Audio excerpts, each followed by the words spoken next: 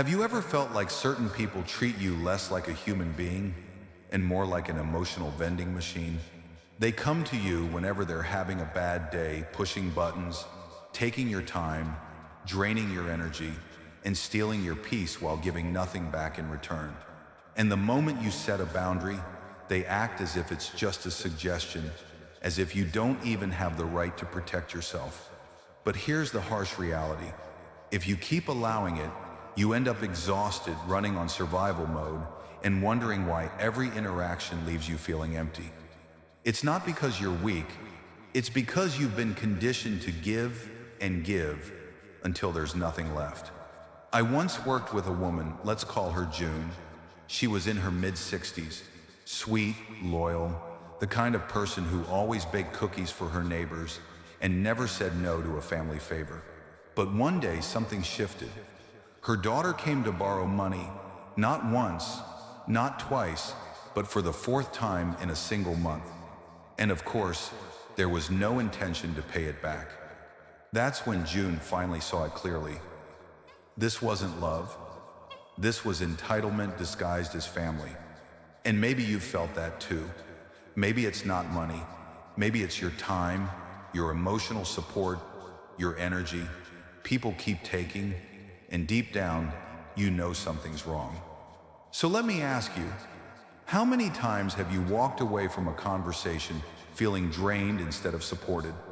How many times have you questioned yourself, am I being too harsh, too selfish, too sensitive? The truth is, you're not. What you're feeling is the warning signal of your inner compass, telling you, this is not okay. That's why, in this video, we're going to uncover 7 toxic behaviors you should never tolerate from anyone. Not from your boss, not from your partner, not even from your own family. Because if you keep excusing the disrespect, if you keep letting it slide, you're the one who pays the price. And this isn't just psychology, it's Stoic wisdom. Epictetus once said, "You may not control what others do, but you are fully responsible for what you accept." The Stoics understood that dignity isn't about silence in the face of abuse. It's about drawing the line, calmly but firmly, around what is acceptable in your life. So here's my challenge to you. As we go through these 7 behaviors, don't just listen, reflect. Ask yourself, have I been tolerating this? Have I been allowing others to cross lines that should have never been crossed? Because the people who truly respect you will never resent your boundaries. And the people who do resent them are showing you exactly why those boundaries are necessary. In a moment, I'll reveal each of the 7 behaviors patterns that, if left unchecked, can erode your self-worth and steal your peace. But remember this before we dive in. Strength isn't found in enduring toxic treatment. It's found in protecting your energy, your clarity, and your soul. So if you're ready to stop justifying disrespect and start reclaiming your peace, stay with me. By the end of this video, you'll not only recognize these toxic patterns, you'll have the Stoic mindset and emotional armor you need to finally break free. Let's begin with the first toxic behavior you must never tolerate: constant criticism. Now, let's be clear, there's a world of difference between constructive feedback and the kind of criticism I'm talking about here. Feedback is rooted in care, it's collaborative, and it's specific. It says, here's how we can make this better together. But constant criticism? That's not about growth, that's about domination. It's about breaking you down piece by piece until you no longer trust your own worth. And here's the thing, it usually doesn't start big, it creeps in quietly. Maybe it's a joke about your outfit. Next, it's your voice, your ideas, your dreams. Over time, those small cuts add up, and suddenly you're shrinking. Not because you've changed, but because someone else has convinced you that nothing about you is quite right. Have you ever caught yourself second-guessing your words before they even leave your mouth? Or feeling anxious to share something creative because you're bracing for the criticism that's coming? That's not you being insecure. That's conditioning. That's the impact of living under constant criticism. Psychologists tell us that repeated negative feedback actually rewires the brain. It activates your threat detection system, making you anticipate rejection even when none is present. That's why you hesitate before speaking. That's why your shoulders tighten during certain conversations. It's your body warning you, this is not safe. And it shows up everywhere. In families, it sounds like, why can't you be more like your brother? In the workplace, it's the boss who only notices your mistakes but never your successes. In relationships, it's the partner who hides cruelty behind phrases like, but here's what Stoic philosophy teaches us. Just because something feels familiar doesn't mean it's healthy. Epictetus reminded us that while we cannot control the behavior of others, we are fully responsible for what we accept. If someone constantly tries to diminish you, they are not offering wisdom, they are undermining your soul. So what do you do when you recognize this pattern in your life? You start by validating your own experience. That sinking feeling in your stomach when you're around them, that's not weakness. That's your inner compass telling you something is wrong. The exhaustion you feel after every interaction, that's not being too sensitive. That's the cost of repeated emotional violation. Responding doesn't always mean confrontation. Sometimes it's subtle redirection. Sometimes it's clear, calm communication. And sometimes it's distance, limiting your time with that person, or in some cases, ending the relationship altogether. The most dangerous thing you can do is nothing, because when you allow constant criticism to continue unchecked, it becomes your new normal. You start to believe the lie that you're not enough. But let me be clear, you were not born with that belief. Marcus Aurelius wrote that words should be used as a physician uses medicine to heal, not to harm. If someone uses their words to wound you over and over, that's not honesty, that's cruelty. And you are under no obligation to tolerate it. So take a step back, because the moment you refuse to accept constant criticism as normal is the moment you begin to rebuild your confidence, your dignity, and that's the first step toward living a life that is truly yours. The second toxic behavior you must never tolerate is boundary violations. Boundaries are not walls. They are not about shutting people out. They are guidelines, healthy, invisible fences that protect the most valuable parts of your life. Your time, your energy, your emotional well-being. And yet for many of us, boundaries are the very thing people closest to us try hardest to ignore. I remember one elderly client who told me about her son. She had given him a spare key for emergencies only. At first, he used it properly, dropping off groceries, helping with small errands. But soon, it escalated. He would show up unannounced, sometimes while she was asleep, other times waiting in her living room while she finished a bath. When she finally confronted him, he laughed it off. "Mom, you're overreacting. I'm just helping." That's the twisted reality of boundary violations. They don't just intrude on your space, they make you feel like you're the problem for asking for respect. Some people violate boundaries out of ignorance. They were raised in environments where emotional access was demanded, not earned. To them, closeness means control. But others are far more intentional. These are the manipulators. They don't kick down the door, they test it. A little push here, a little nudge there, watching how much they can get away with before you resist. And when you finally speak up, they call you dramatic, selfish, or cold. Think about it. Have you ever had a coworker who constantly jokes about your personal life? A friend who borrows money but never repays? A partner who casually, accidentally reads your messages? Each violation might seem small on its own, but together, they chip away at your self-respect until you start doubting whether you're even entitled to basic boundaries at all. The Stoics had a clear view on this. Epictetus taught that no one has power over your inner world unless you give it to them. But it's not just about the inner world. Your outer world, your time, your energy, your space also requires stewardship. If you allow others to constantly intrude, you're not being kind. You're handing over your life piece by piece. So how do you respond? The answer is clarity. Not anger, not guilt, clarity. When someone crosses a line, describe the behavior, state how it affects you, and define what needs to change. No over-explaining, no apologies, just clarity. But here's the truth most people miss. Boundaries without consequences are nothing more than suggestions. If you keep telling someone to stop, but they continue anyway, it's not time for another conversation, it's time for action. That might mean limiting contact, refusing to discuss certain topics, or in extreme cases, cutting ties entirely. And remember this, anyone who truly loves you will respect your boundaries. They may stumble at first, they may have questions, but they will adjust. Real love is not about unlimited access, it's about respect. The ones who resist your boundaries the hardest are often the ones who benefit most from violating them. So ask yourself honestly, how many times have you swallowed your truth just to keep the peace? How many times have you felt uncomfortable but stayed silent?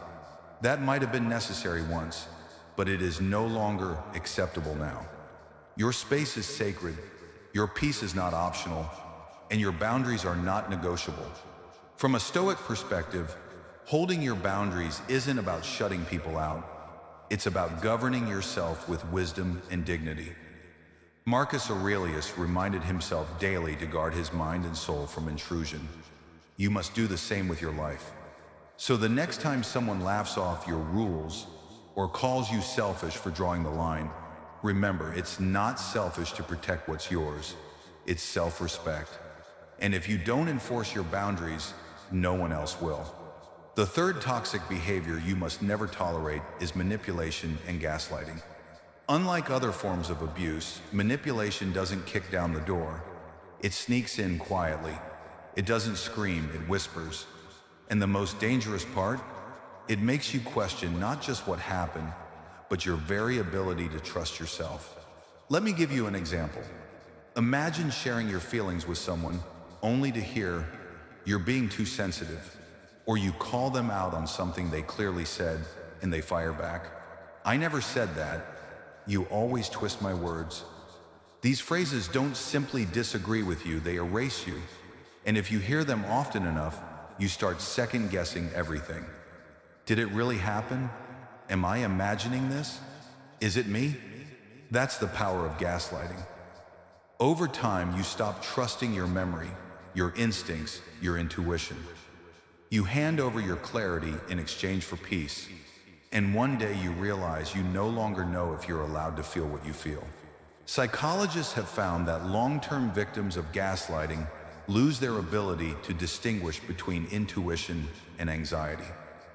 That's why so many survivors describe living in a fog. You're not fragile, you're being manipulated. And if you've been there, you know the symptoms. You leave conversations replaying them in your mind, desperate to prove to yourself you weren't crazy. You feel like you missed something, like reality keeps shifting under your feet. That's not conflict, that's psychological warfare. From a Stoic perspective, this is especially insidious because the Stoics valued truth above all. Marcus Aurelius reminded himself daily that perception isn't always reality, and that wisdom comes from learning to see things as they truly are, not as others distort them. Gaslighting does the exact opposite.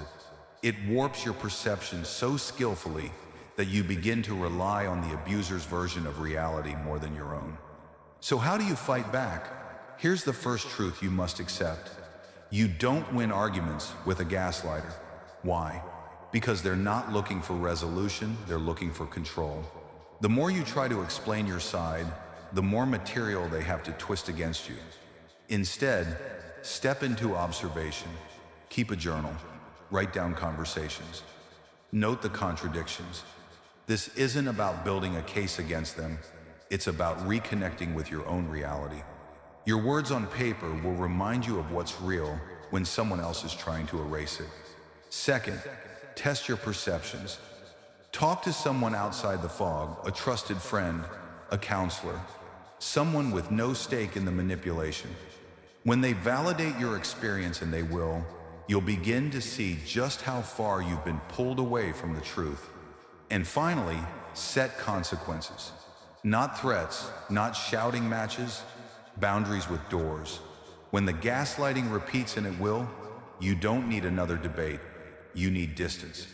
Sometimes that looks like stepping back emotionally. Other times it means walking away entirely. Because here's the harsh truth. Emotional manipulation is not a misunderstanding. It's not poor communication. It is an engineered system of control. And no one who truly loves you would ever want to confuse you, diminish you, or dismantle the very core of who you are. So trust the discomfort, trace it back to the pattern, and when someone consistently makes you feel like you're losing your mind, stop giving them access to it. That's not weakness, that's wisdom. The Stoics believe that freedom begins in the mind. Gaslighting seeks to chain it. But the moment you reclaim your clarity, the moment you decide to trust your own perception again, the fog begins to lift. And in that light, you'll remember who you were before every conversation became a battle for your sanity. And that's the moment their power ends. The fourth toxic behavior you must never tolerate is chronic dishonesty. There's a silence that falls over you the moment you realize someone has lied. Not a harmless slip, not a misunderstanding, but a deliberate, calculated lie. In that moment, something inside you breaks. The world made sense 5 minutes ago, and suddenly it doesn't. Here's the truth.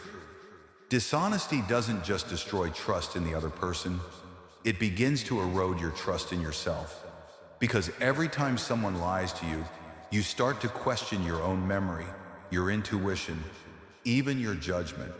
You wonder, am I naive? Am I foolish for expecting consistency? Am I too rigid for wanting the truth? But you're not the problem. The problem is that dishonesty, especially repeated dishonesty, is corrosive. And the worst part isn't always the big, outrageous lies. It's the little ones, the white lies. The promises never kept, the I forgot.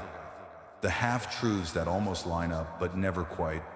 They pile up slowly, drip by drip, until your emotional foundation is soaked in doubt. Think about it. How many times have you caught someone in a lie only for them to minimize it? It's no big deal. Or deflect. Why are you making this such a problem?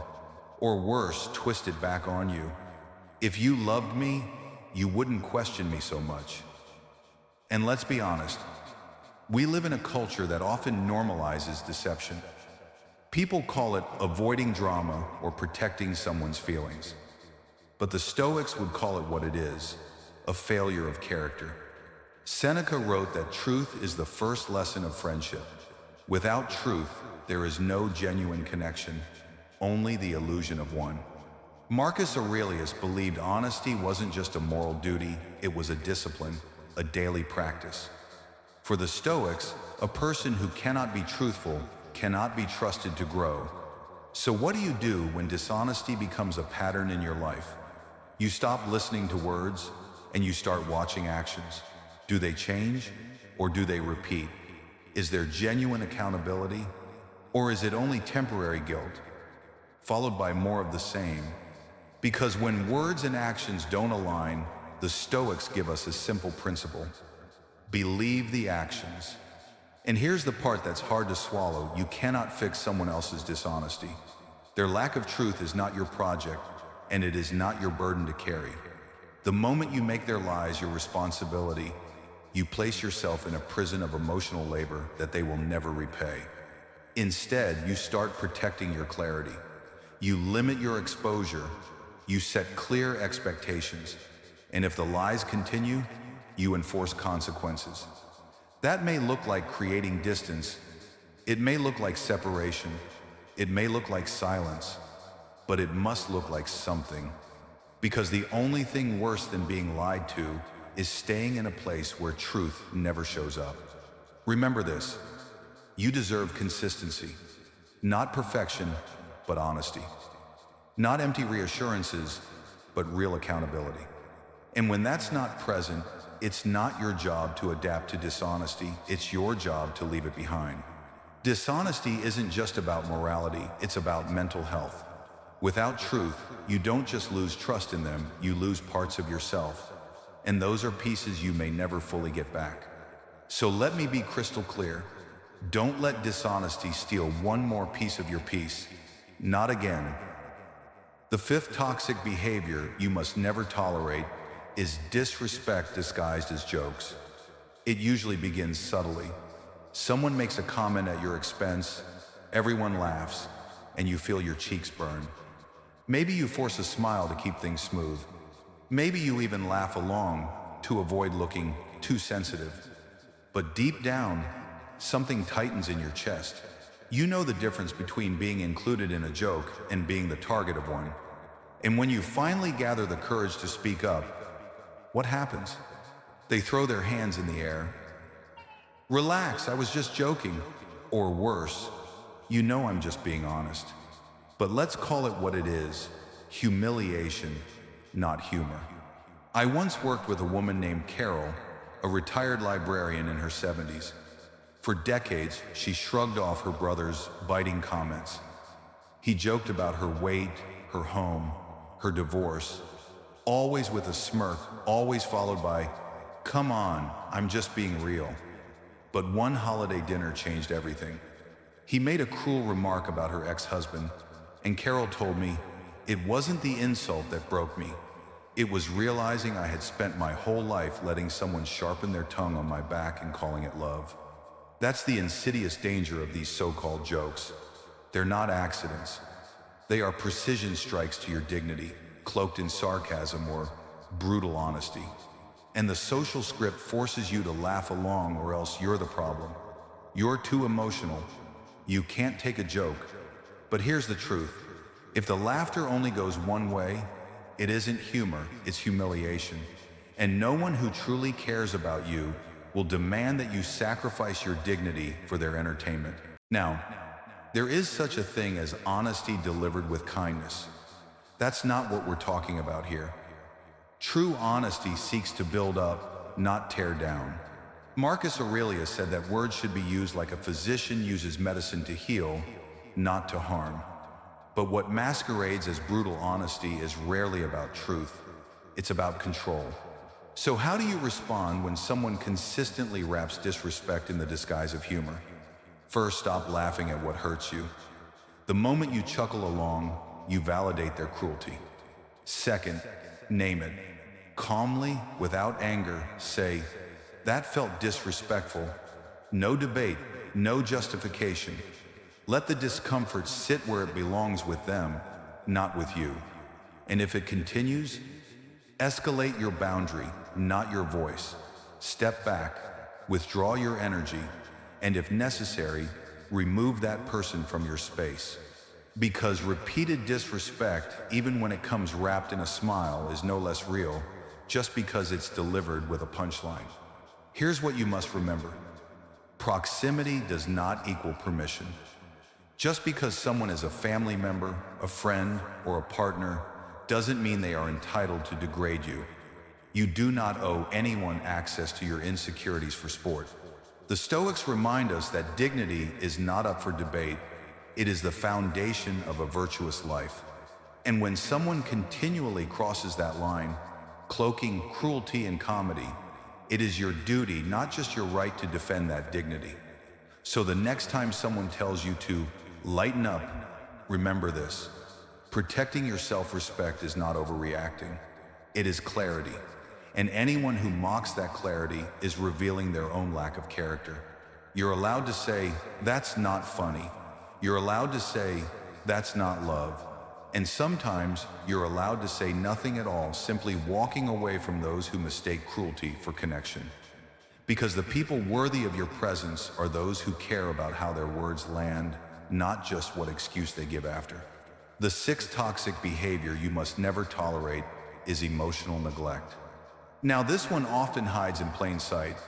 Unlike criticism or gaslighting, emotional neglect doesn't always come with harsh words or cruel jokes.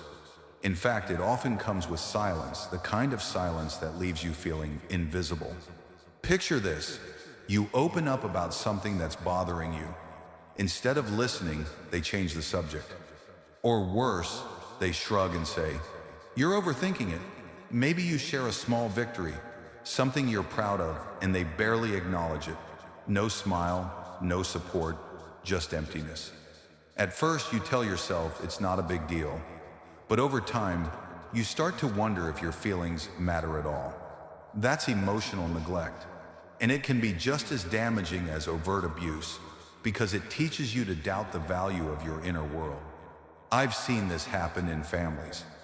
A child cries, and the parent responds with, "Stop being dramatic."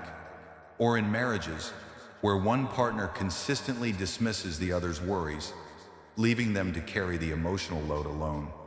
Even in friendships, you might notice it when someone is happy to take your time and attention, but when it's your turn to lean, they're suddenly too busy. The danger is subtle, but powerful. Emotional neglect chips away at your sense of worth. It whispers that your needs are a burden, that your feelings are irrelevant, that you're asking for too much. And eventually, you stop asking altogether. You bottle everything inside, not because you want to, but because you've been trained to believe no one will care anyway. But here's what Stoic philosophy reminds us. We are social beings, yes, but our dignity cannot depend on whether others choose to see us. Marcus Aurelius wrote, "The soul becomes dyed with the color of its thoughts." If your thoughts are constantly dismissed, your soul begins to feel colorless, and that is not the life you were meant to live. So how do you deal with emotional neglect? First, by validating your own feelings. If you feel hurt by someone's lack of response, that doesn't make you weak, it makes you human. Second, look at patterns. One-off moments happen, but repeated neglect is a choice. And third, seek out environments where your emotions are acknowledged and respected. Sometimes that means shifting the balance of your relationships. Sometimes it means creating distance.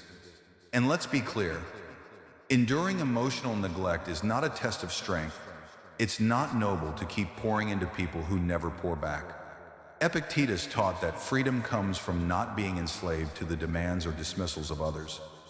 That includes refusing to be invisible in your own life.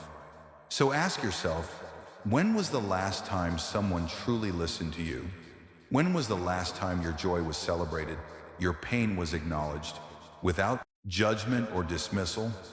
If you can't remember, that's a problem, and it's a sign that change is needed, because emotional neglect may not leave bruises, but it leaves scars. Scars of silence, of emptiness, of feeling like your voice doesn't matter, but your voice does matter. Your feelings matter. And you are not selfish for wanting to be seen. So the next time someone tries to convince you that your emotions are too much, remember this: it is not too much to want to be understood. It is not too much to want to be valued. And if someone refuses to offer that, it's not a reflection of your worth, it's a reflection of their limitations. Your soul was never meant to live unseen. And the moment you stop tolerating emotional neglect, you reclaim the truth that you are worthy of love, attention, and care. The seventh toxic behavior you must never tolerate is exploitation, when people take advantage of your kindness. On the surface, it often looks harmless. Someone asks for a small favor, and of course you say yes. That's who you are: helpful, dependable, generous. But soon the favors multiply. They ask for your time, your money, your energy. And the moment you hesitate, the guilt tripping begins. Exploitation thrives on people like June, the kind, the loyal, the dependable, the ones who never say no. And that's why it's so dangerous. Because kindness is your strength, but in the wrong hands, it becomes a weakness to be weaponized.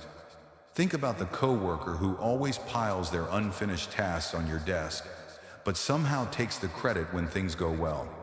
Or the friend who only calls when they need a loan, never when they want to celebrate your wins. Or the family member who assumes you'll sacrifice your time, your plans, your peace, because that's what family does. Here's the truth: real love, real friendship, real connection, it doesn't drain you, it sustains you. Exploitation, on the other hand, subtracts from your life every single time. And if you let it continue, one day you'll wake up wondering why you're so exhausted, why you feel so resentful, why you can't remember the last time someone poured back into you. From a Stoic perspective, exploitation is the ultimate failure of virtue. Epictetus taught that freedom comes from refusing to be enslaved by the demands of others. When you allow exploitation, you hand over your freedom piece by piece. You become a servant to someone else's convenience instead of the guardian of your own soul. So what can you do? First, you have to recognize the difference between generosity and servitude. Generosity is a choice. Servitude is when yes becomes your default, even when it costs you your peace. Second, practice saying no without guilt, without apology. Remember, no is a complete sentence. You don't owe anyone a lengthy explanation for protecting your energy. And finally, watch for reciprocity. Healthy relationships are not 50/50 every single day, but they balance out over time. If you're always the one giving, always the one bending, always the one sacrificing, then you're not in a relationship. You're in a transaction where the terms only benefit them. Ask yourself honestly, who in your life shows up only when they need something? Who disappears when you need them most? Those answers might sting, but they will set you free. Marcus Aurelius wrote that we must stop wasting time debating what a good person should be and simply be one. But being a good person does not mean being a doormat. It means living with integrity, which includes honoring your own limits. So the next time someone tries to exploit your kindness, remember this: your compassion is a gift, not a resource to be plundered. You are not an endless well for others to drink from. And if someone resents you for setting boundaries, it's not because you're unkind, it's because their exploitation just met its end. Kindness is powerful, but only when paired with wisdom. And the moment you refuse to let others take advantage of it, you reclaim both your dignity and your freedom. So now, we've uncovered 7 toxic behaviors you should never tolerate from anyone. Let's bring it all together. Constant criticism, the steady drip of words that chip away at your confidence. Boundary violations, the subtle and blatant intrusions into your space, your time, your autonomy. Manipulation and gaslighting, the twisting of truth until you no longer trust your own mind. Chronic dishonesty, the lies, half-truths, and shifting stories that corrode your ability to believe. Disrespect, disguised as jokes, the humiliation wrapped in sarcasm, delivered with a smirk. Emotional neglect, the silence that tells you your feelings don't matter. Exploitation, the endless taking of your kindness until there's nothing left to give. These aren't quirks. They aren't personality flaws you should just learn to live with. They are warning signs, patterns of behavior that, if left unchecked, will drain your soul, diminish your dignity, and convince you that your peace is optional. But it isn't. Here's the great paradox of life. We often think strength is found in endurance, in putting up with the weight, in carrying the load, in keeping the peace at all costs. But the Stoics remind us that real strength isn't about tolerating abuse, it's about governing yourself with wisdom. Marcus Aurelius wrote, "You have power over your mind, not outside events. Realize this, and you will find strength."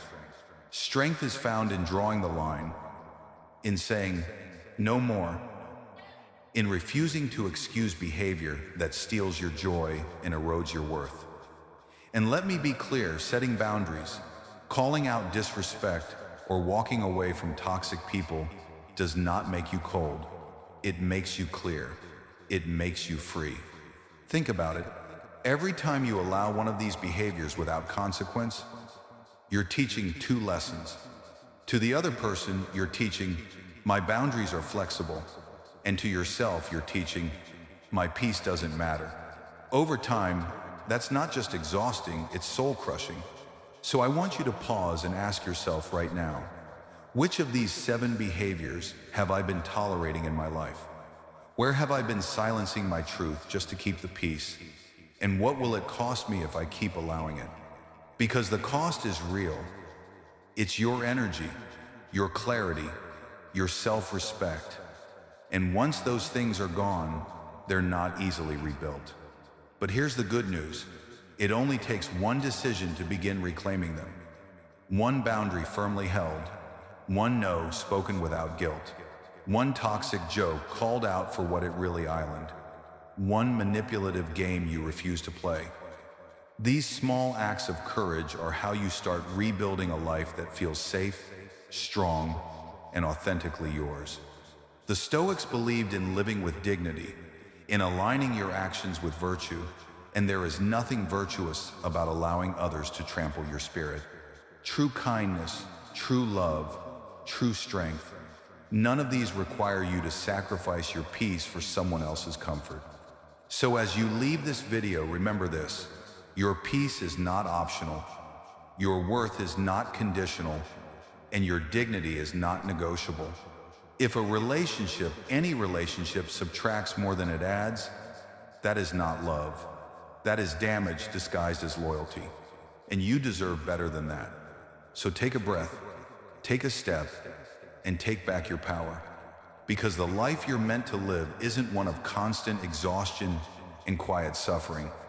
It's one of clarity, courage, and unshakable peace. You've already proven your bravery simply by watching this far, by allowing yourself to see the truth. The next step is yours to take. And if this message spoke to you, don't keep it to yourself. Share it. Comment below with your own experience. You never know who needs to hear your story. And subscribe, because your journey toward peace and self-mastery doesn't end here. The Stoics taught us that while we cannot control what others do, we can always control what we accept and how we respond. So respond with dignity, respond with strength, and never again allow these 7 behaviors to have power over your life. The next video on your screen is your next step toward freedom. Click it now. But today,